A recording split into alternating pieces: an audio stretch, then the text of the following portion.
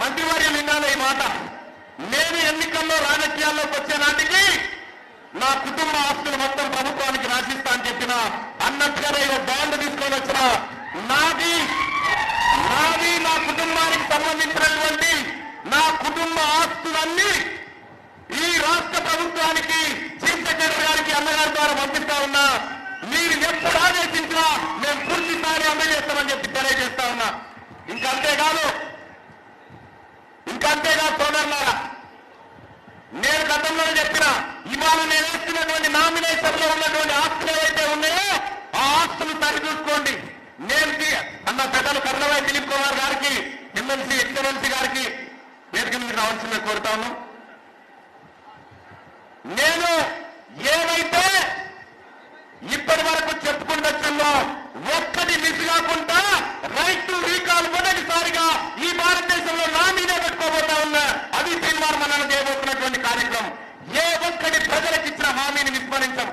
సోదరులారా, నేను నామినేషన్ పత్రంలో నింపినటువంటి ప్రతి ఆస్తి విలువ ప్రతిదీ మీరు పరిశీలించి పెట్టుకోండి. తీర్మానం చనిపోయినప్పుడు ఏముంటాయో కూడా మీరు పరిశీలించుకునేటువంటి అవకాశం ఉంటుంది. సోదరులారా, ఎక్కడైనా ఏ రాజకీయ నాయకుడైనా తన కుటుంబానికి నేను క్లీన్ గా పాలిటిక్స్ లోకి రావాలనుకుంటున్నా, క్లీన్ గా ఎమ్మెల్సీ ఉండాలనుకుంటున్నా, దమ్ముంటే ఇప్పుడు పోటీ చేస్తున్నటువంటి నాయకులు నాగా తమరి ఆస్తులను ప్రభుత్వానికి అప్పగించి ఎమ్మెల్సీ ఎన్నికల్లోకి రావాల్సిందని సవాలేస్తా ఉన్నా. ఎవరు రారు అట్లా. ఎందుకు రారంటే వాళ్లకు రాజకీయాలంటే దోపిడీలు, కూలీలు, డబ్బు సంపాదించడాలు, అక్రమాలు ఇవన్నీ వాళ్లకు.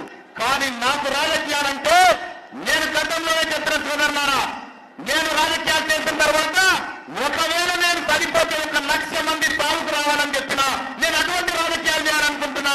ఈ పేద వర్గాల కోసం రాజకీయాలు చేయాలనుకుంటున్నా. సరళమైనటువంటి మార్పులు, రాజకీయ మార్పులన్నీ ముందుకు తీసుకొస్తా అని చెప్పి తెలియజేస్తా ఉన్నా.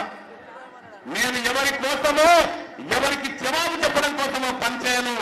ఈ ప్రజల కోసం ఏది మంచో అది చేసుకుంటూ ముందుకు పోతూనే ఉంటా. సోదరులారా, నేను రాత్రి మంత్రి